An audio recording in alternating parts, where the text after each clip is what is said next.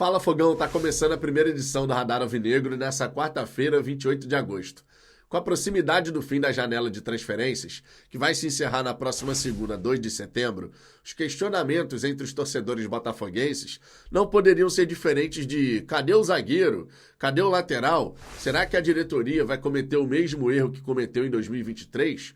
Quando deixou de contratar jogadores importantes que poderiam fortalecer ainda mais o nosso grupo, de modo que a gente buscasse de fato o título do Campeonato Brasileiro? São questionamentos justos, não dá para negar. Muito embora, claro, a gente tenha que fazer a observação. Nessa segunda janela, diferente do que aconteceu em 2023, nós já contratamos jogadores importantes, como por exemplo o Thiago Almada, Matheus Martins, o Alan e o Igor Jesus. Mas para a linha de zaga, até agora nada. E o tic-tac do relógio está cada vez mais intenso. 2 de setembro está logo ali. E quando você deixa para resolver os seus BOs próximo da data limite, você acaba se enrolando. Por exemplo, no caso do lateral direito Vitinho, o Burnley também vê a janela na Inglaterra próxima do fim. E o Vitinho, até então, nas 3 partidas que eles jogaram nessa temporada na Championship, que é a segunda divisão inglesa, o Vitinho foi titular em todas. Isso significa dizer que a equipe inglesa, ao aceitar a proposta do Botafogo, vai estar se desfazendo de um titular. Alguém vai ter que chegar. Alguma reposição tem que ser feita. E se eles não tiverem essa reposição engatilhada? Será que eles vão topar liberar o atleta? É difícil imaginar, mesmo que a vontade do jogador seja de vestir a camisa do Botafogo, para aumentar até as suas chances de ser convocado para a seleção brasileira. O Botafogo teve desde o dia 10 de julho para resolver certas questões. A lateral direita virou algo urgente por conta da molecagem do Damian. Mas para a zaga, não é surpresa para ninguém que a gente precisava olhar com atenção e carinho para esse miolo de zaga, para essa função que é tão importante, onde desde o começo do ano nós temos 3 atletas efetivamente para rotação. O Bastos, o Walter e o Barbosa. Mesmo que no Campeonato Carioca, o Jefferson Maciel tenha sido utilizado aqui e ali. O Pablo nunca foi uma alternativa. O Luiz Segovia com o Arthur Jorge sequer jogou. Relacionado era, mas nunca foi considerado de fato. Quando surgiu a oportunidade, o Marçal foi utilizado como zagueiro pela esquerda. Então a diretoria do Botafogo sabe há muito tempo mesmo, que o miolo de zaga deveria ser olhado com bastante atenção.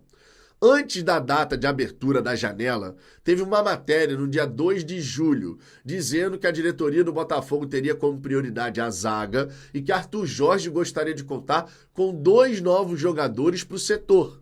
Nenhum chegou. Recentemente, na coletiva pós-jogo dessa última partida, o Arthur Jorge sinalizou que ele esperava que chegassem reforços, porque a gente ainda precisava resolver uma questão aqui e ali para que a gente pudesse atacar essa reta final da temporada, esses 14 jogos do Brasileiro mais a Libertadores, com mais segurança e capacidade em busca dos nossos objetivos. A diretoria do Botafogo conseguiu trazer jogadores muito interessantes nessa segunda janela, mas negligenciou a linha de zaga, mesmo que tenha tentado alguns atletas. O Joaquim, por exemplo, o Lianco, agora o Jair. Mas a gente precisava agir antes. O Botafogo levou muito tempo tentando esse e aquele. A gente precisava ter um senso de urgência maior para reforçar o miolo de zaga. É claro que a gente tem que dar o voto de confiança para a diretoria. Não adiantava, por exemplo, chegar lá no dia 10 de julho, quando a janela abriu, e falar assim, nessa data, o zagueiro já tinha que ter sido contratado. Mas dá sim para a gente falar que o zagueiro já deveria estar aqui há muito tempo. Antes, por exemplo, do confronto contra o Palmeiras na Libertadores. Que era a grande expectativa, vamos lembrar. Todo mundo estava contando com isso. Que a gente pudesse ter o zagueiro, de repente, até o fim de julho. Ele teria 2 semanas de adaptação para poder estar disponível para a Copa Libertadores. Mas não foi isso que aconteceu. O Botafogo está namorando com o perigo, já deixou de ser um flerte. Ele está namorando com o perigo. E qual é o risco que a gente está correndo? Hoje, com os 3 atletas que a gente tem na rotação, Bastos, Walter e Barbosa, nós podemos dizer que temos 2 duplas funcionais. Não são 100% seguras, mas são funcionais.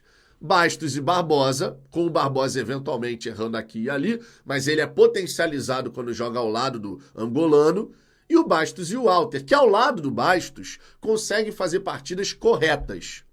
Agora imagina a situação da gente não poder contar com o Bastos. Nós tivemos um gostinho disso contra o Juventude, e deu no que deu. Walter e Barbosa jogando juntos é uma temeridade, e isso já acontece desde o Campeonato Carioca. Contratar por contratar também não é a solução, eu entendo isso. Contratar por contratar, só para você dizer que trouxe alguém, não vai resolver nada. Assim como no chat, nas nossas lives, eu brincava quando a galera falava do Sampaio, que vai ser emprestado, ou para um time aqui no Brasil, ou de repente para o futebol português. Você não resolve um problema criando outro. O Sampaio não era a solução para nada, então ele não tinha que ser reintegrado. O Botafogo tinha que buscar a solução no mercado. Chegou tarde no Lianco, ele ainda está passando por um processo de adaptação no Atlético Mineiro, então não vou chegar aqui e falar, não, porque o Lianco não joga nada, foi um livramento para o Botafogo. Eu vi torcedor falando a mesma coisa do Matheus Pereira, porque em 2023 ele não jogou nada.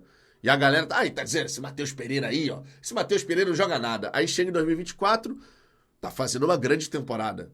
Tá fazendo uma grande temporada. Por quê? Porque se adaptou, se ambientou. E eu acredito que o Lianco no futebol brasileiro deve acontecer a mesma coisa. Ele é bom zagueiro, mas também passa por um processo de adaptação.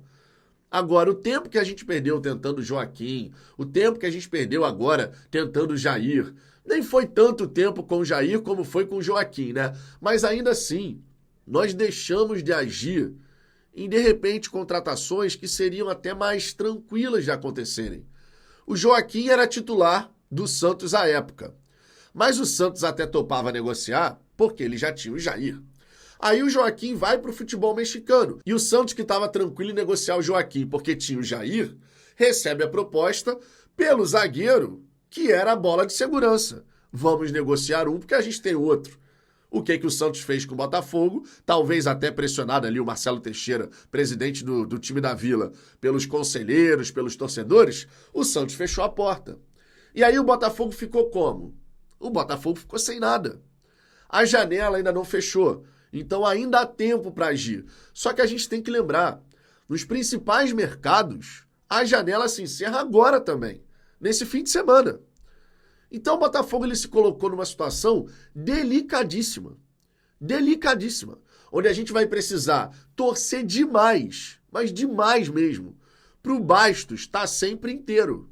Porque se a gente não puder contar com Bastos nesse miolo de zaga e tiver que eventualmente ver Walter e Barbosa juntos num jogo importante, bate na madeira, a gente pode estar colocando em risco tudo aquilo que vem sendo construído ao longo dessa temporada.